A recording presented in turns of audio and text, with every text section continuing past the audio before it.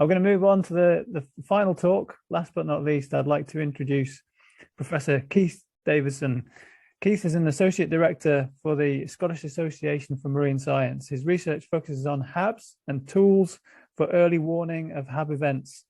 He is also a former member of Global HAB Senior Scientific Committee.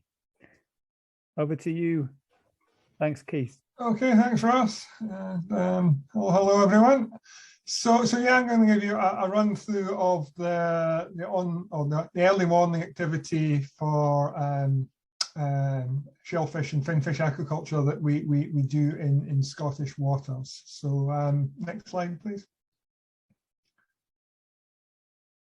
So in Europe, including in Scotland, there's a regulatory requirement to monitor HABs for shellfish safety. SAMS has done that for quite a long time. We do it under contract from the regulator, Food Standards Scotland. And so that means that we monitor around about 40 sites on a weekly basis, the different harmful species. And CFAS, another UK organisation, monitors the toxins. And between that, the regulator is able to decide whether a shellfish farm will be open or closed. But that is very, I guess, a nowcast. That's just saying what's happening at that particular instant, or perhaps has just happened a little while ago. Next slide, please. In general, that works pretty well, but occasionally it doesn't. And this is an example when it didn't and caused some issues. It was a bloom of Dinophysis in the Scottish Shetland Islands. So you see in the top right picture highlighted in red. That's probably the major centre of aquaculture in the country. And what happened there, you'll see in the bottom. Oh, can you go back one, Ross, please? And again, what you see in the bottom left is that the yellow hatches is the abundance of Dinophysis, and the green blobs are below regulatory threshold, toxins are red or above. So what's that showing is a very, very rapid bloom of Dinophysis that generated toxicity within the 1 week monitoring window. So if there was monitoring on one Tuesday, all was well. In a week's time, things were well above threshold, but in that time, the shellfish had been harvested and people had got sick.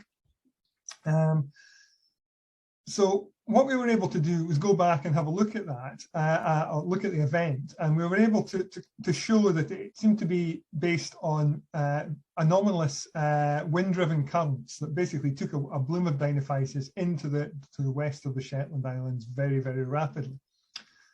And that sort of generated the suggestion, well, maybe we can make some predictions on early warning of these events. So next slide, please. So that led us to start working with this organisation here, which is Seafood Shetland, which is a major sort of trade association for marketing seafood in the Shetland Islands. And they were interested in early warning, partly to prevent human health issues, but also due to the economics. We did some work recently that was sort of showed that about 15% of the value of the industry is lost to harmful algal blooms from Dinophysis events alone. Well, that's the shellfish industry. I should say that the finfish industry is much more difficult to quantify. So there's certainly a financial reason that for having advanced early warning of blooms that might be of benefit to the industry. Next slide, please. So this led us to develop initially a PDF-based bulletin that went out, or still does go out on a weekly basis, including quite a lot of information, initially specifically for the Shetland Islands. So this is, I'll just give you some example pages. This is one for Alexandrium and the associated PSP toxins. So we have a map of the island, a sort of traffic light based system of red, amber, green. And we include data on the right hand side from the current week and the preceding weeks as you work left. And that gives the reader sort of potential to see the progression of events. Next, please. And we use various ways of displaying the data. Again, some of the industry prefer a more sort of infographic method. So the figure down there at the bottom right is imagine the Shetland Islands as a donut. And you can see we can then summarize quite a lot of different harmful organisms and toxins on one slide with red or green or amber at different parts of the island, and then giving an overall summary. Next, please. We also include various environmental information that's available, also freely available on the web. So, for example, forecasted sea surface currents here from, as I said, they were potentially important in Dinophysis and indeed Pseudonychia blooms in the area. Next, please. And also we have information on things like sea surface temperature, wind direction and speed, and chlorophyll concentrations. So the industry has interest in sort of receiving or just seeing that raw data. But as I think as Rafe was suggesting earlier, also, we need to be able to synthesize this. So it's useful for our purposes in terms of producing an early warning. So next slide, please. So that takes us to one final slide for this PDF, which includes on the left-hand side a summary of what's going on, but on the right-hand side in the blue box, a forecast. So effectively, our expert interpretation of what we think will occur the following week, and that allows the industry potentially to plan for harmful events that may be occurring. We believe on the basis of understanding of the ecology of the system and the environmental factors at a particular time. Next, please. So we've subsequently moved from this sort of PDF for Shetland alone to a web-based system, habreports.org. That's you can have a look at if you so desire. There's actually sort of two versions. What I'm showing you is the shellfish version. There's actually a version that also relates to HAB events for finfish farms. Unfortunately, that's behind a login because the Scottish aquaculture companies are very protective of their fish health data. And with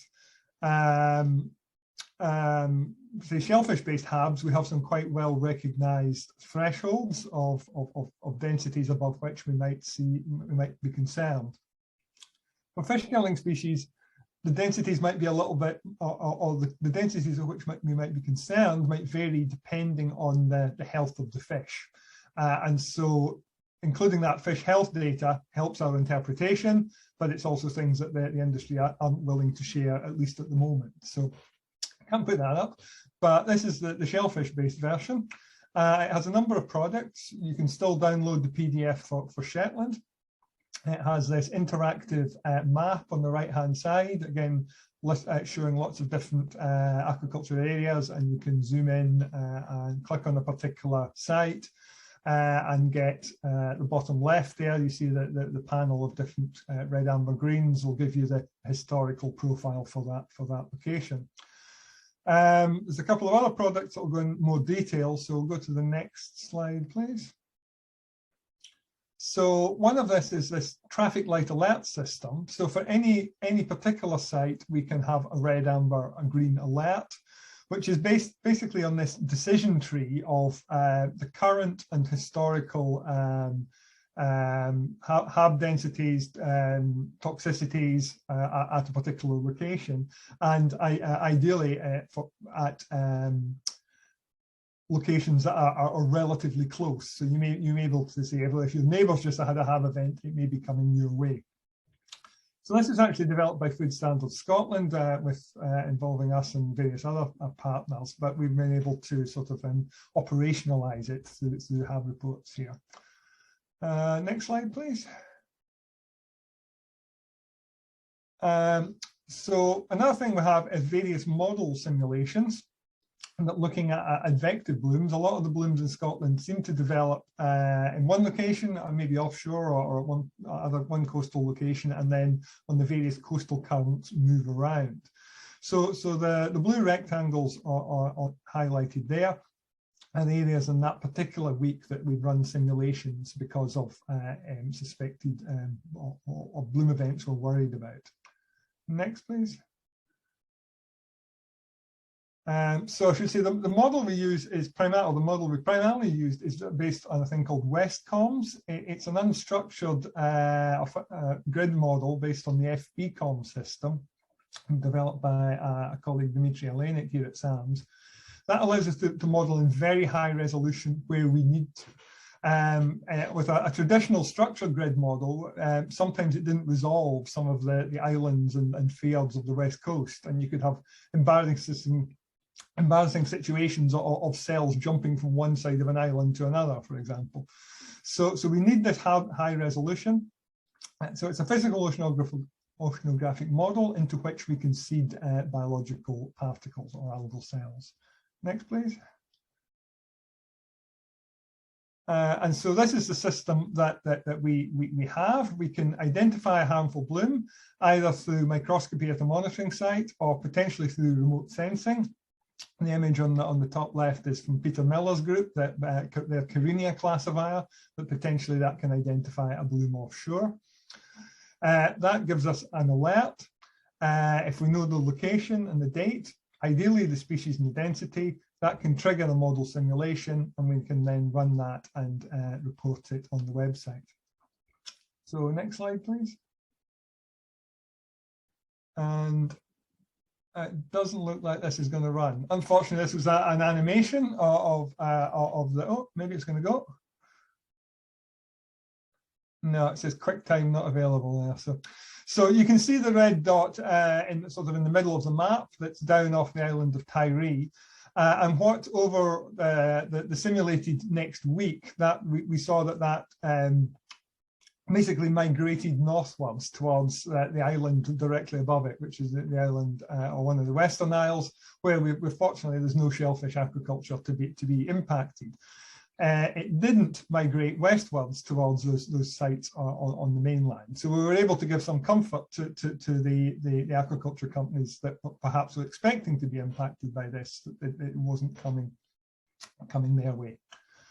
Next, please. Just a slight digression or diversion from Scotland. We're also developing a system which will hopefully go live on the 1st of April to do HAB alerts in Malaysia, working with Poteen, Poteen Lim, who I think is also on the call. We have a similar map-based system to we have in Scotland, but we're also developing an app to allow basically easy mobile phone access to the data. If you're just interested in a particular site, you can look it up rapidly on that basis. Next, please. So finally, just in terms of what we're now trying to develop to maybe automate and speed things up. So one of the things that is potentially an issue is in alerts is that regulatory monitoring, or most monitoring, occurs relatively infrequently. Microscopy is fairly time consuming, and certainly for shellfish species, it's typically only done once a week. Fish farms may do it a bit more rapidly. So next slide, please. So what we were fortunate to get some funding for the UK's first imaging flow cytobot, which is a flow cytometer, which will take pictures of all the cells passing through it. And through the development of classifiers, potentially allows you to enumerate the number of different organisms or of different genus or general species. So what that allows you to do is perhaps going from weekly monitoring to multiple times an hour. So we've recently installed our flow cytobot up in the Shetland Islands at Scalloway, and we're running at the moment a system of pumping water into it, and we're beginning to compare that to the monitoring data and seeing how that we can incorporate it into our reports to increase our frequency of perhaps of model simulations, for example. Next slide.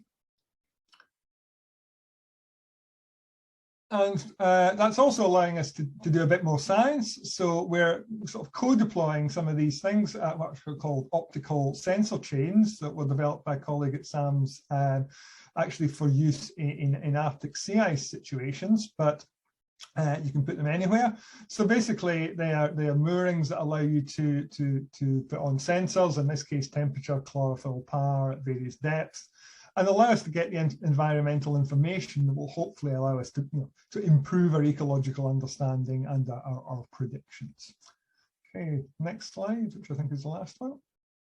So yeah, so we've recently published a paper sort of summarizing all this. So there's a lot more details within that if anyone's interested. Yeah, Ross asked us to put up a discussion point, so I just flag up perhaps the cost benefit of these fancy new high frequency tools compared to what perhaps the industry is willing to invest in them. Okay, thank you. Thank you very much, Keith. That was another great illustration of another highly integrated early warning system and highly interpretable as well. So yeah, have we got any questions, please, from the participants? Yes. Go ahead, please, Alejandro. Yes. The C2 buoy. How do you separate large cells and small cells? As an example, you show a Ketoceros. If you have a single cell and a filament, how you can separate in the system large cells or filaments and single cells? You need to train it effectively. So the system has a classifier which into which you need to put lots of examples of different cells. So if you had, for example, Ketoceros, you would want to have examples of chains of a Ketoceros, and you would also want to have examples of single cells, so that the system could recognize what it was looking at in different scenarios. So I think, I know Don and Rafe are probably a bit further ahead of us in this regard in the States. We do need to develop these classifiers regionally, and we've only had our flow cytobot in the water for a relatively short time. So we're still in the training scenario in Scotland, but we're quite pleased with the results that we've got so far. Okay. Thank you. Thank you. I've just got a very quick question, Keith. I know you can't disclose the information about the fish health for obvious reasons, but can you disclose the kind of aspects of health that you use to measure susceptibility to HABs? Yeah, at the moment they're relatively qualitative, but that's also because it's what the fish farms are even willing to disclose to us. Yeah. But so, for example, if there's been simply the age of the fish will make a difference. If there's been a previous AGD, amoebic gill disease issue, if there's been a previous challenge by sea lice or things like that. So they're telling us on a fairly qualitative basis these fish might not be as strong as they would be, and in those situations they're more keen, shall we say, to get them the HAB information. Yeah, that's great. Thank you. Any more questions? Last chance for Keith.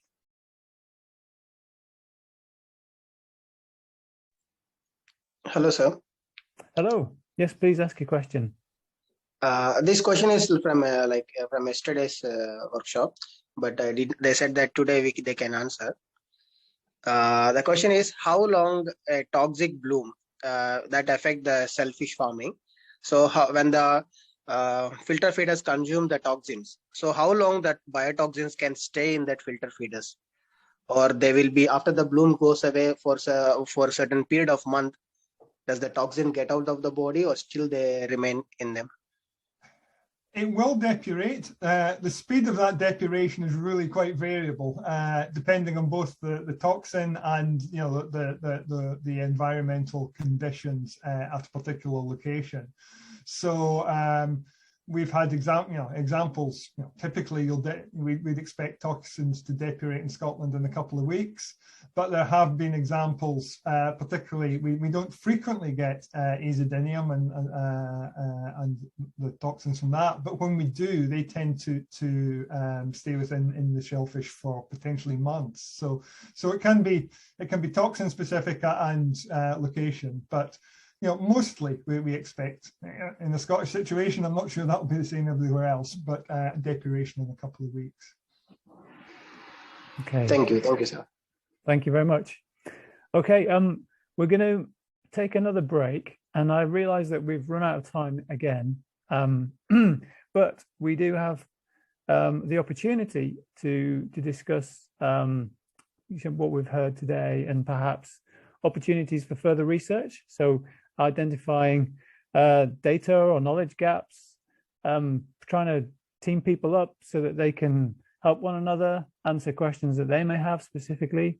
Obviously with a focus in this workshop on the Gulf and the Sea of Oman, but there may be other things that people want to pursue as well. But so before we take a 5-minute break, I just want to share my screen again and just ask you to fill in one more detail in this survey.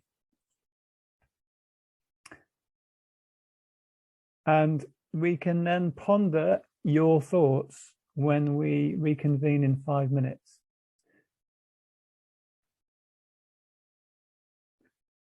Okay.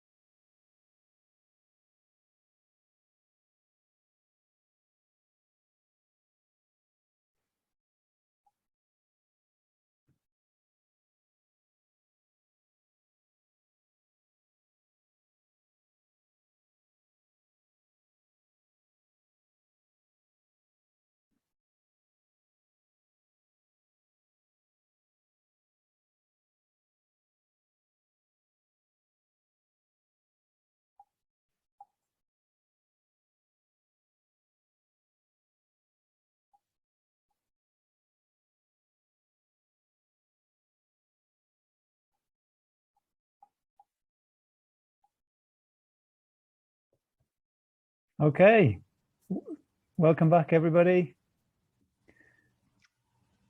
Hi, Kusai. How you doing? Thank you very much for driving all those presentations today. No, thank you. It was a great experience here. So basically, we've got a lot of great ideas here coming together. Definitely, yeah. I've just taken a screenshot of this with my phone so I can refer back to it. But I can also save all the results that we've got from these various surveys and share them back with everybody. I'm now going to switch. I'm going to switch from this view to actually back to Kusai. If you can bring up the discussion points, Kusai, would that be okay? You got those? Yeah, let me just.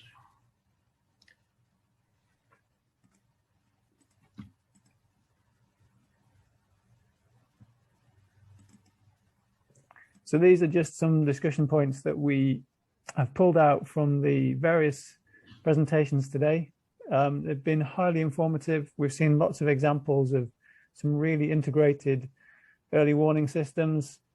And obviously they use data, but the data are brought together in a very coherent way and presented so that we can really see what the data are telling us. Yeah, if we just go down to the, I think it's the last slide, Kusai. Yep. This is the one. This is it. So day 2 discussion points that have come out of the various talks. Yes, predicting HABs in a complex and changing world is difficult. There's no one solution for every situation. I think that was a strong message that came through. But a HAB monitoring and forecasting system must be fit for purpose, sustainable, and user-friendly. So how, would we characterize the situation in the RSA? So this is the Rukmi Sea area, which includes the Arabian Gulf and the Sea of Oman. How would we look at it both spatially and temporally in terms of HAB risk? And what does that tell us about the threat of HABs and how perhaps early warning systems need to be configured? I don't know if you've got any reflections on that first, Kusai, and then we can maybe open it up to others. Sure. Actually, just thank you, Ross. That was quite a interesting question. I came across just now on the report that I didn't know, I wasn't aware about it. It's the meeting of the Regional Task Force on Eutrophication HAB in the Rugby Sea area that was done in Sultanate of Oman in January 2018. I think I can download the report, the PDF, and send it to you. Sheds light on the what they have discussed in the meeting, review of international understanding of HAB issues to develop a common understanding of potential ecological and physical chemical dimension of the eutrophication. I think from my own review, what I have done is the data is just so scattered all around. We have to specify our next goal. That is, for our case in Kuwait and the Northern Arabian Gulf, is to establish an early warning system that is based on the previous research that's been done. Now we are in Kuwait in our program. We are interested to couple the early warning system with the new analytical tools. That is for example, the flow cam to identify all existing species. The tools that have been applied, demonstrated in the 2-day workshops. That will cover the research aspect to it.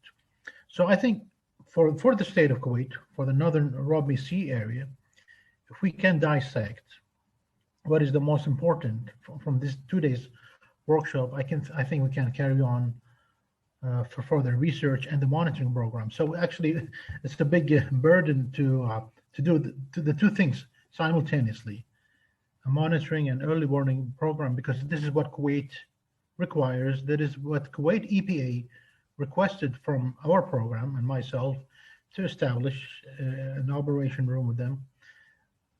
The other side is my own interest in research, the biotoxin, and incorporating the genetic next sequence generation for genetic analysis. I was discussing with a colleague of mine that we can apply for a research fund to incorporate the next generation sequencing to identify all the biotoxins available in addition to the common taxonomic and the sampling of the HAB species.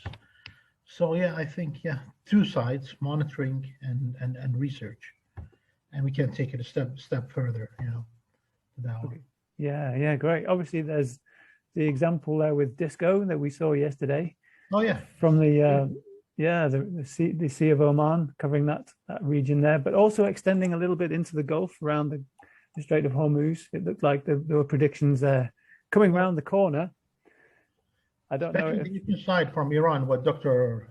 Fariman just mentioned, because with this we share the same body of water with Iran, and Iran is a member of the Broadband organization. We can learn, and as she commented, she's willing for international collaboration and kind of a joint project to monitor the same species, because they are different. So we have the eastern side and the southern side with Oman and Iran. I think that this will complete the picture. Yes. Good. Can we just open up then on that one? I mean, talking about the bigger picture in terms of early warning for the Gulf and the Sea of Oman. Would anybody else like to comment?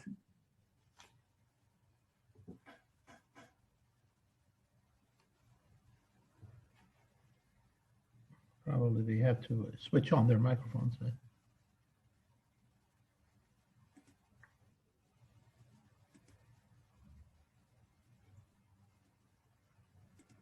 More than a comment, I do have a question that is related with hypoxia and bloom, or hypoxia and no bloom. And I would like to know if hypoxia is only related with algae bloom, or hypoxia is related with the feature of the basin. That's a question for Kuwait, you mean?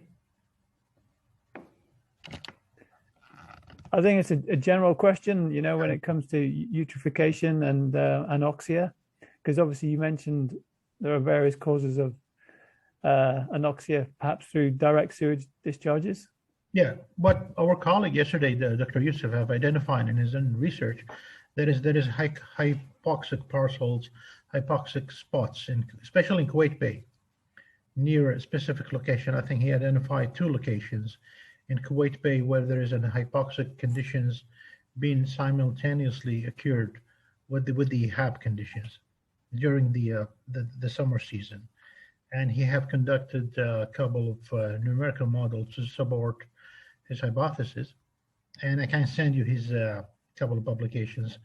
Now Kuwait Bay is a semi-closed bay, and it's shallow, so all the conditions, environmental conditions, support the HAB or the red tide or the incident, because of, as I have mentioned, there are 30 kind of sewage outlets, discharging wastewater into the bay intermittently.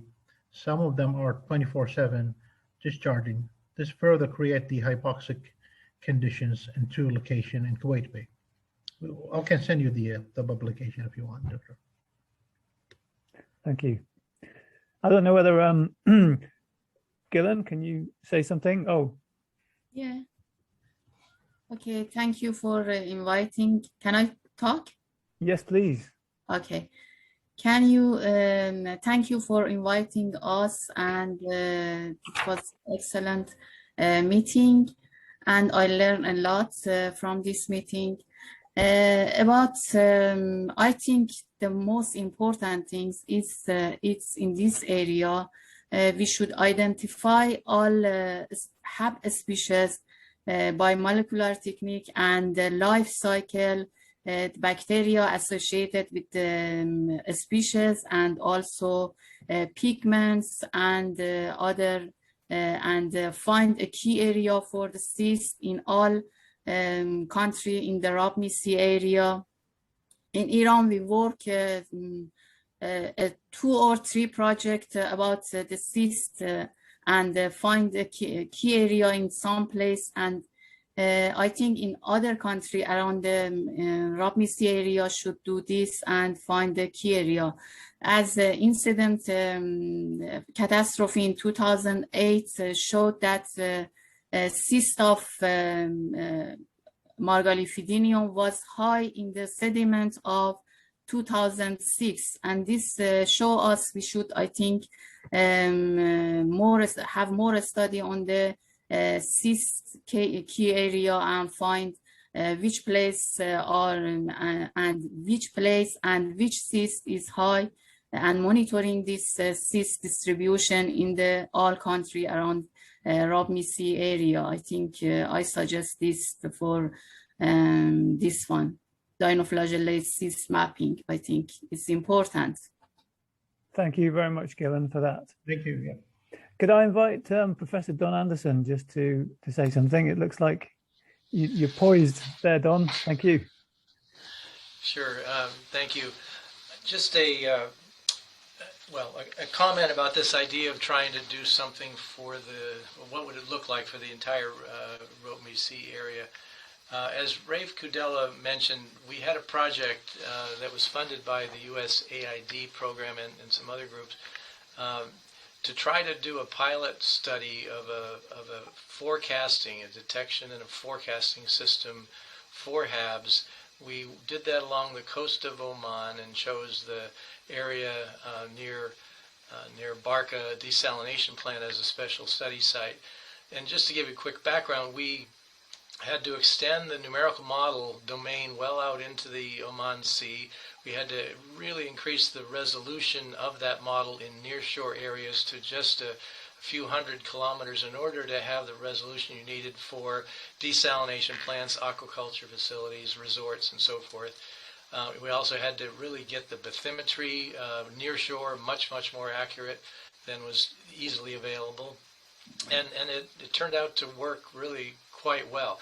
Now you've heard in the other presentation yesterday about this DISCO program doing much the same thing. What we tried to do after our project was to get it available, make it available throughout the Gulf to anyone who wanted to work with it. The World Bank even asked me to prepare a white paper about how much it might cost for this to be picked up and used elsewhere. And it's just never happened. What was needed would have been, if you try to make a Gulf-wide system, what I'm getting at here is what I've seen is Oman starting to set up its system with remote sensing and tracking and modeling, and Kuwait's trying to do the same thing. I've heard Saudi Arabia wants to do it also. If you tried to do, instead of having all these individual programs, try to do it Gulf-wide, you need something like, in those years it was ROPME. Peter Petrov was willing to try to provide daily imagery from satellites, but somebody had to go and look for features that were potential blooms, and then to try to decide if that's one that you then want to stick into the model and forecast. But it was to be an operational system, you needed multiple people watching that entire region constantly, and a huge amount of computation power as well if you're doing that entire region as well. So I think one of the decisions for your group is, are you content with individual systems that people set up for forecasting, or are you trying to do something Gulf-wide? And if it is to be Gulf-wide, then I think that can be done, but you're going to need some resources like I just went through. So to me, it's a fundamental decision right now of do it piecemeal or try to do it as a region. Thank you very much. Thanks, Don. I don't know if there's any reflections on that from perhaps some of the other people that have made presentations today on the kind of effort it takes to set up and maintain an early warning system. Presenters, can you perhaps give some feedback? I could probably comment. Yeah, I'd agree with Don that even for Scotland, we have quite different oceanographic conditions in Shetland and the mainland, and that's one of the reasons that we do only our detailed forecast for Shetland, because you have to stay on top of it. You have to have people who are looking at the data coming in and understanding it. And while you could do it elsewhere, you need the people and you need the budget. So it's probably easier to, or it's not to underestimate the task of doing it at a larger scale.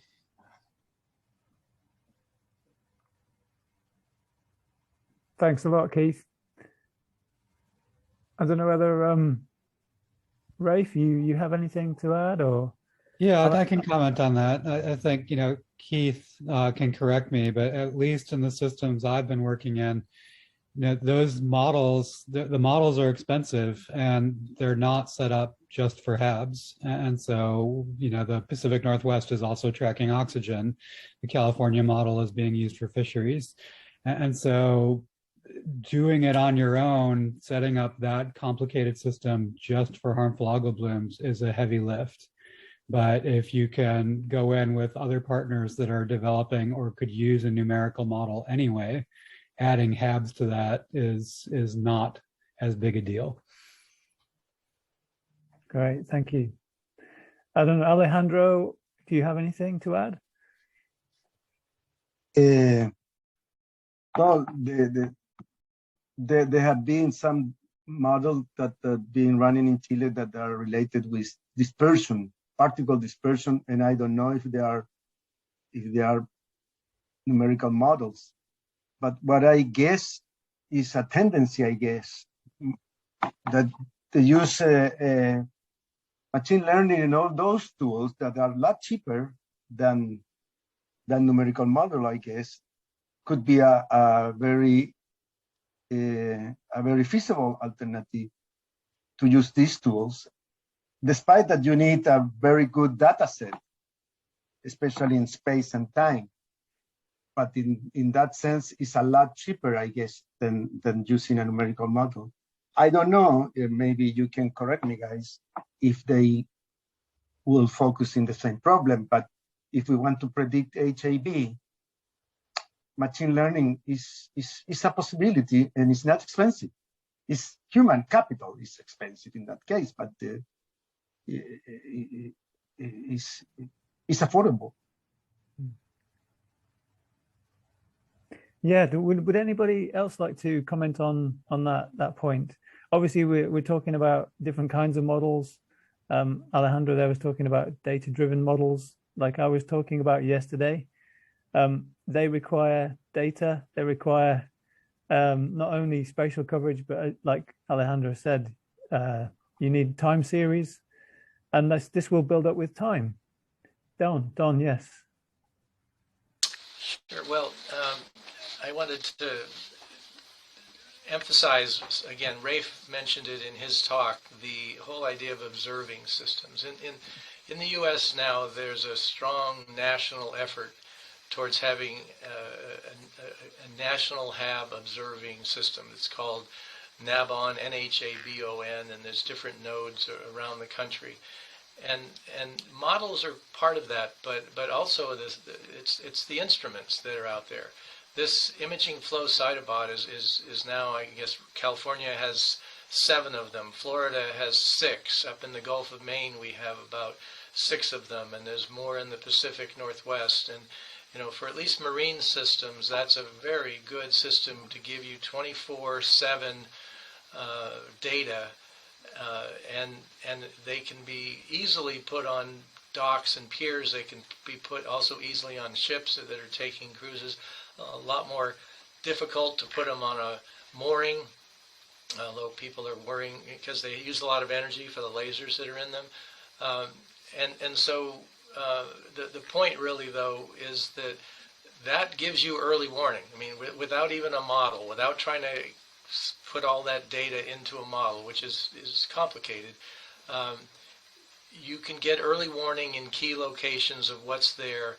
That is extremely valuable, and so that's, to me, I mean, it's to be done in parallel with modeling for sure, but I think the new instrumentation that's out there is a major, should be a major goal in your region, is getting that in the water, getting people used to it, buying the resources. The U.S. is phasing this in over 3 or 4 years, with, I don't know, multiple $1 million a year of of funding to buy the resources and start getting them into different nodes around the country. And I think that's a well thought through approach that could be used in the Gulf as well. Great, thank you very much. I don't know, Patricia, if you want to say anything here about the different techniques for modeling and predicting HABs. Sure. Of course, there are many different types of models, right? If we are interested in modeling for a particular region which is affected by HABs, whether it's a particular shellfish area or a desalination plant, the resolution of that model is going to need to be much different than if we're looking at the entire region, because computationally it gets expensive very fast. And maintaining the data regionally becomes complex very fast. Yes, we're getting lots of new data streams. These new instruments that Don's talking about, yes, they're great. They require manpower to keep on top of them. They can be coupled with other instruments such as in situ nutrient analyzers that tell us also about the conditions that lead to blooms. They can be coupled to in situ photosynthetic FRF or PAM fluorometers to get those photosynthetic parameters. They can be coupled to any of a number of other types of instruments. But then it does take the infrastructure to handle all of that data. And so it comes back to what is the question that one is addressing? Is one trying to protect a particular aquaculture region? The needs for that may be different than protecting the entire region or predicting what may be coming down the line in 30 years, 50 years, 100 years. So keeping in mind, what is the question? What is your need? And as stated very clearly here, making your forecasting system fit for purpose. And that purpose is going to be different depending on the user, the need, the question. So lots of challenges. Yeah, thank you very much. Thank you. There are indeed. I mean, clearly funding this kind of thing would benefit from collaboration. One of the last kind of issues that we need to discuss is how can international collaboration happen in the future. Which one of these things do we want to prioritize? There's a number of issues here that we've shortlisted. So yeah, I mean these discussions will have to continue. We will obviously report on this workshop. We will publish the proceedings in the form of short abstracts, and also the presentations themselves will be appended to those proceedings. We'll publish the recording of the workshop both today and yesterday on the Global HAB website. But we want to basically encourage a dialogue between everyone. And yeah, I think from my point of view, I'm just reflecting now on the workshop very briefly, and then I'm going to hand over to Poteen and to then Eliza, and we'll just wrap up, I think, unless anybody else wants to ask any burning questions. I think we'll just do that. So yeah, I'm very grateful to everybody's participation in the workshop. It's been really, really enjoyable. It's been quite energy demanding and thought-provoking in all the right ways. Really, it wouldn't have happened without all of you. So thank you very much. And without further ado, I'm just going to introduce Poteen. Poteen is Associate Professor for the Institute of Ocean and Earth Science at the University of Malaya. He's one of the leading researchers on HABs in Malaysia, and he's Vice Chair currently of Global HAB Program. And it's fitting that he'll give a little bit of a reflection, I think, on the workshop, which is obviously sponsored by Global HAB, and then we'll hand over to Eliza. Over to you, Poteen. Oh, thank you very much, Ross. I would like to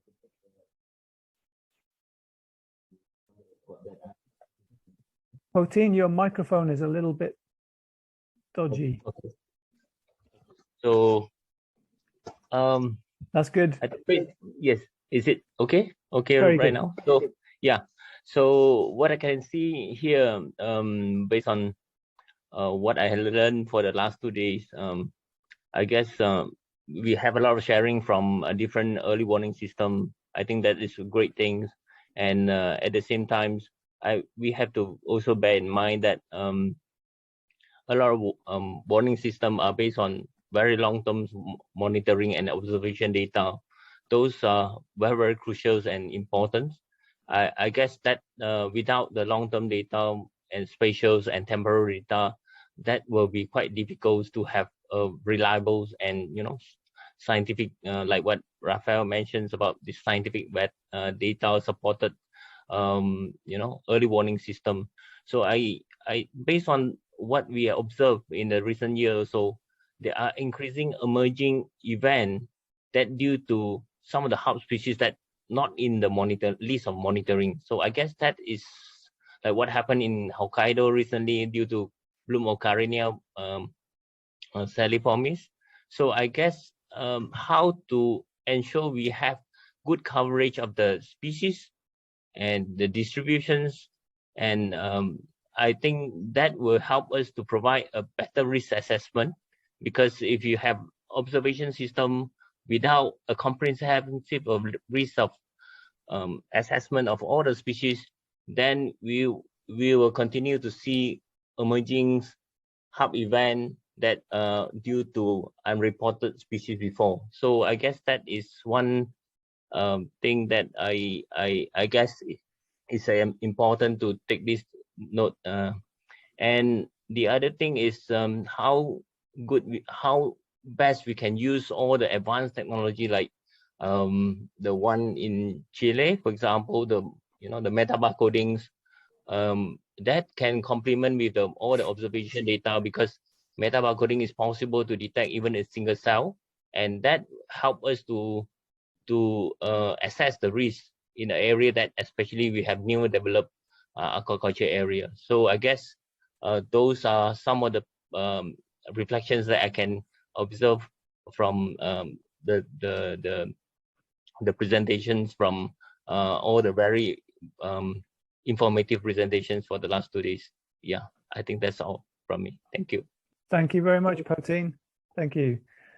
And Eliza, could you maybe say just a few last words and then we can close the workshop?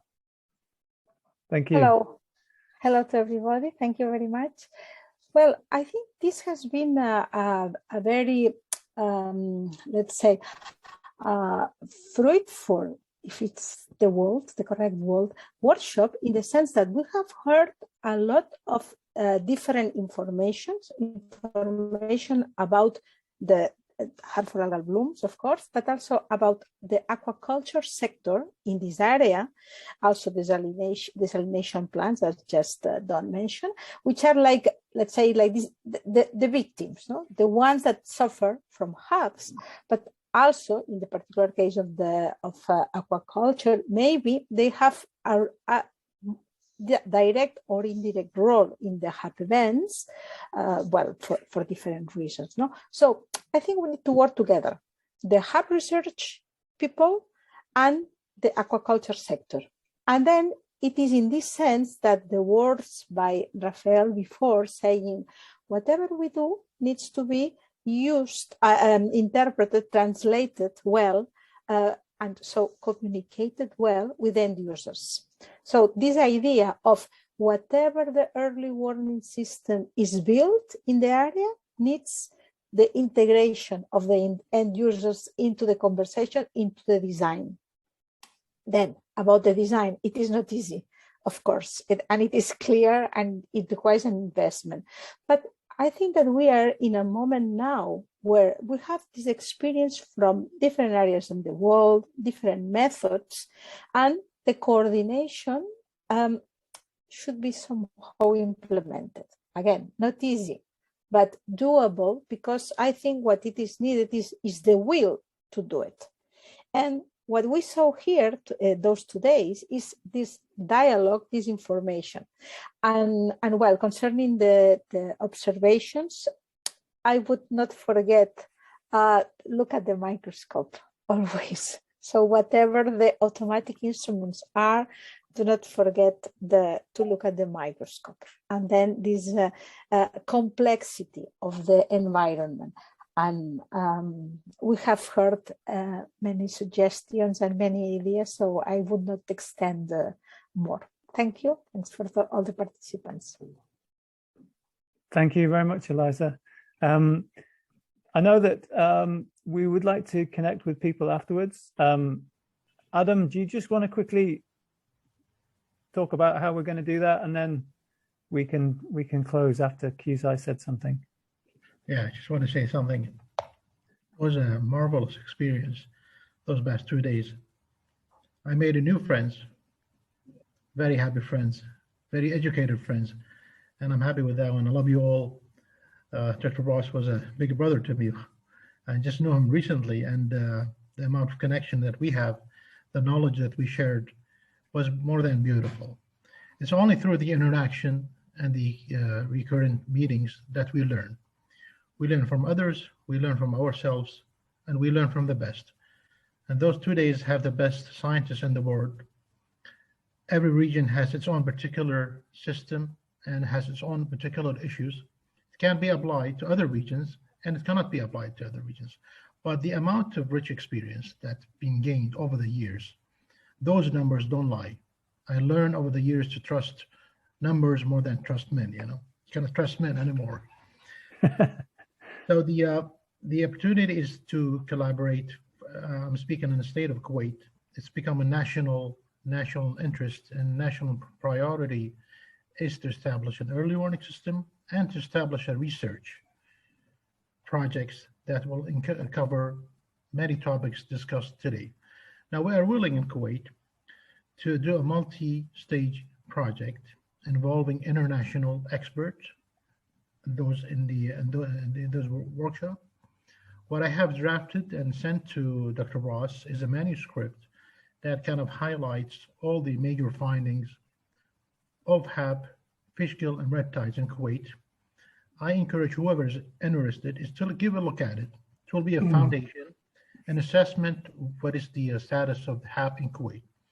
Then for Kuwait, we can take it a step further. We can design a small program and small research, and we are willing to cooperate with all the experts to better understand the HABs and the red tide and fish gill in Kuwait. So I thank you, Ross, and I thank you, Eliza and both team. And I thank all the attendants today, whom I learned a lot and made new friends. And I'm looking forward to cooperate with you in the future. Thank you very much. Thank you, Qzai. Thanks for all your help. And yeah, just finally hand over to Adam, who's just going to talk about how we perhaps connect up afterwards. Sorry, our intention at the end of this was to send out effectively a short questionnaire to all of the participants, and within that we'd like to try to capture people's disciplines and interests, much like some of the questionnaires that have gone up in their break times. And then the idea with that is to try to build small networks of researchers and stakeholders based on their particular interests and expertise, so that we can start to link everybody up. Because often with these things, we hear great things from different people, which we have from the presenters, but it can sometimes be quite difficult to make contact with people afterwards. So the main idea with that follow-up questionnaire was for anyone who'd like to be part of almost like a mailing list or a specific sort of research setup group, that if you respond to that with those details, then hopefully we can start to to build those bridges and make those connections between different people in different areas, and just help facilitate conversation really that then might lead to either future research or information sharing, anything of that kind of style. So we'll put something together and get that out fairly soon, and then those responses we can collate, and hopefully that'll help with those connections that everyone seems to be very willing and interested in making. So thank you very much to everybody. Yeah, thank you very much, Adam, and thanks to everybody. It's been really great, and it's time that you all had a rest and carried on with your exciting lives. I'm sure you got plenty of other things to do, but it's been really good to spend the last 2 days with you. Thank you very much. Thank you all. Thank you. Appreciate it. Thank you. very much. Thank you.